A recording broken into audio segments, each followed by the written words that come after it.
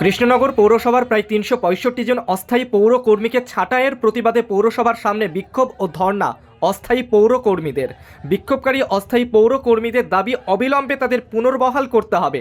আর এই প্রতিবাদ জানিয়ে শুক্রবার সকাল থেকে কৃষ্ণনগর পৌরসভার মূল গেট আটকে বিক্ষোভ দেখাতে শুরু করেন পৌরসভার অস্থায়ী কর্মীরা।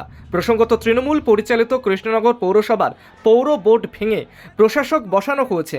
আর পৌর প্রশাসক তথা সদর মহকুমা শাসক শারদ্বতী চৌধুরী দায়িত্ব পাওয়ার পর থেকেই পৌরসভার কোষাগার মজুত করতে এগিয়ে এসেছেন তিনি। প্রথমত no work no pay system চালু করেছিলেন তিনি।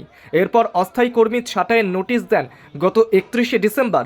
প্রথম পর্যায়ে 106 জনকে, পরবর্তী সময়ে 249 জনকে ছাঁটাইয়ের সিদ্ধান্ত নেন বর্তমান পৌর প্রশাসক। এরপরেই অস্থায়ী কর্মীদের মধ্যে শুরু হয় অসন্তোষ। একত্রিত হয়ে কৃষ্ণনগর পৌরসভার গেটের সামনে ধর্ণা ও বিক্ষোভে সামিল হন তারা। অস্থায়ী কর্মীদের দাবি একটাই, তাদের পুনর্বহাল করতে হবে। কোনো রকম অস্থায়ী কর্মীকে ছাঁটাই করা চলবে না। আমাদের এই যে বিনা কারণে এরকম করে হঠাৎ করে বসিয়ে দিল, আমাদের তো না জানিয়ে বসিয়ে দিল। আমাদের কি অপরাধ ছিল? আমরা যেদিনকে আমাদের বসিয়ে দিয়েছে, আমরা সেদিনকে 5:30 পর্যন্ত কাজ করে গেছি। কি কারণে আমাদের মাননীয় এসডিও সাহেব বসালেন তার আমরা জবাব চাই।